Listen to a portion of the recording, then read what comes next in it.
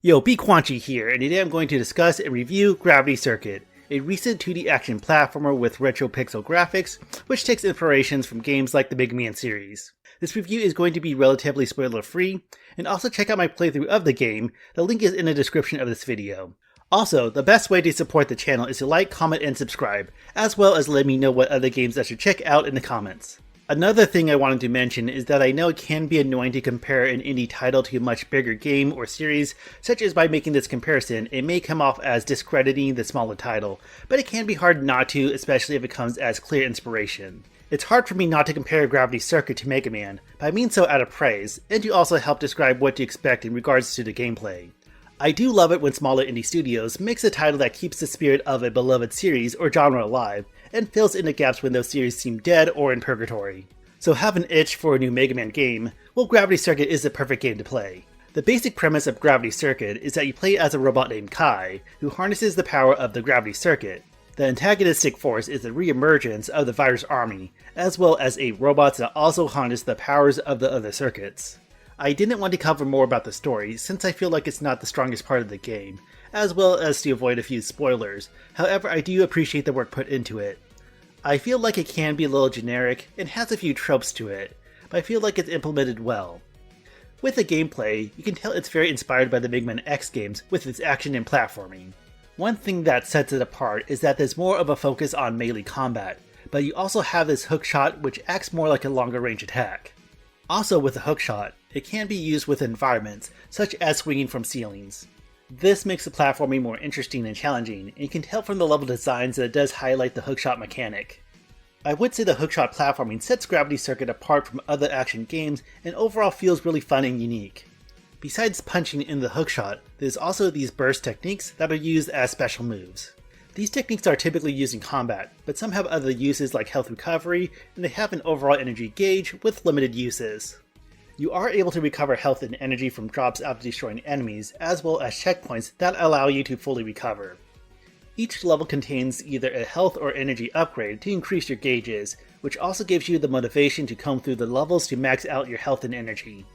With the levels, besides the opening and ending stages, Gravity Circuit lets you clear through the main 8 levels in any order, as well as on a stage select screen, it gives you an idea of the difficulty for each stage and boss.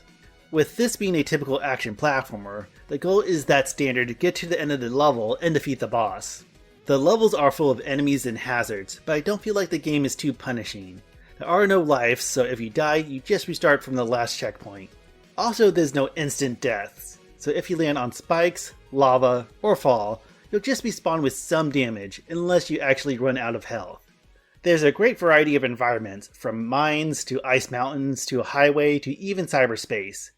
I really enjoyed the visuals, as well as the music that each level has to offer.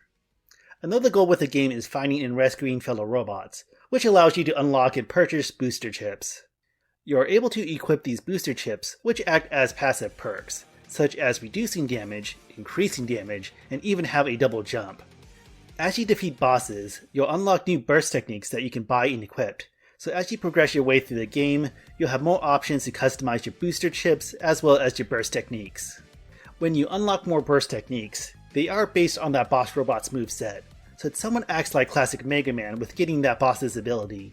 Another thing they added to the game, I believe that it was an update shortly after release, is that you can collect palette swaps to change Kai's color scheme.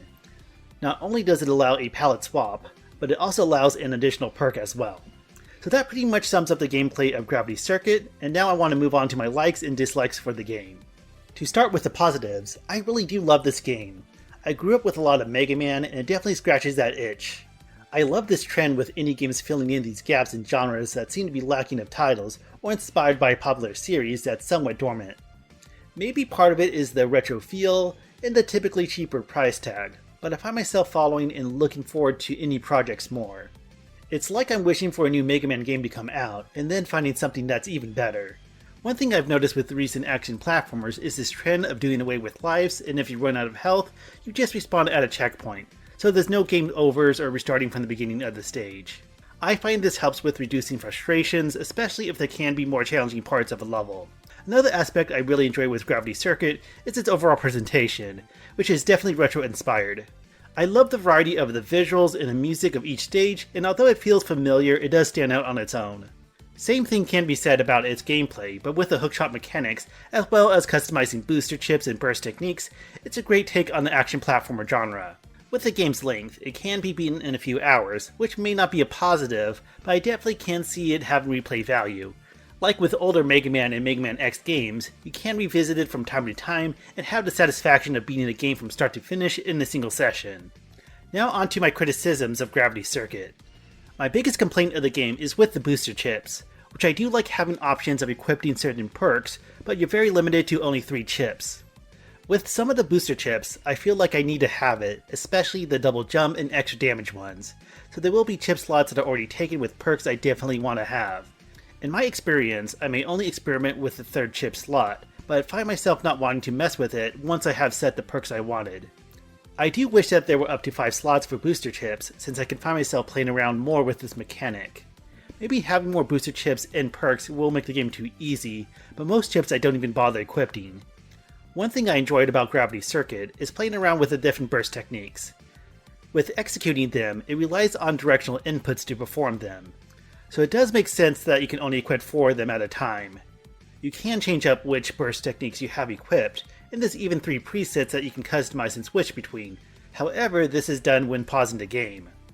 This is more of a nitpick, but I wish you could more easily swap between presets, like with using the shoulder buttons of the gamepad. Like with the booster chips, I found myself just keeping the same burst techniques, although I feel there's more motivation to experiment and play around with these new techniques, but once I found the 4 that I wanted to use, I just stuck with it. If I could just press a button to change my set of burst techniques, I would be more motivated to experiment with these special moves more. When you beat Gravity Circuit, you do unlock New Game Plus mode, which I can see the appeal in, but it doesn't add too much to the game. You pretty much just replay the game with all the upgrades, booster chips, and burst techniques that you previously collected. I wish it would add just a little bit more, like increased difficulties like having more enemies or new attack patterns from certain bosses. It's also worth mentioning that beating the game also unlocks a circuit mode, which changes things up slightly by allowing you to use up health to perform burst techniques. It does make things more interesting in that you can perform more special moves, but at the cost of health. Overall, I really enjoyed Gravity Circuit and strongly recommend it, especially for fans of action platformers. I do enjoy the Mega Man series, and maybe that added more to my experience, but I do feel like this game does a lot to stand out on its own. The hookshot mechanic makes this game more unique, and there's a bit of a challenge to it, but not too punishing. It does add depth by allowing the player to customize booster chips and burst techniques to experiment with. I do have some complaints, but they feel more like nitpicks than anything else. I would prefer to have options for more booster chips equipped, since some have higher priority to use while others are only somewhat useful. Also, it would be nice if switching between burst techniques were a little bit more seamless. The game's length is a little on the short side, and the post-game options like New Game Plus don't add too much to it. But overall, Gravity Circuit is a great game and it's worth checking out. Let me know in the comments below what you think of this game, and also there's a link to my playthrough in the description. Thanks so much for watching, and have a great day!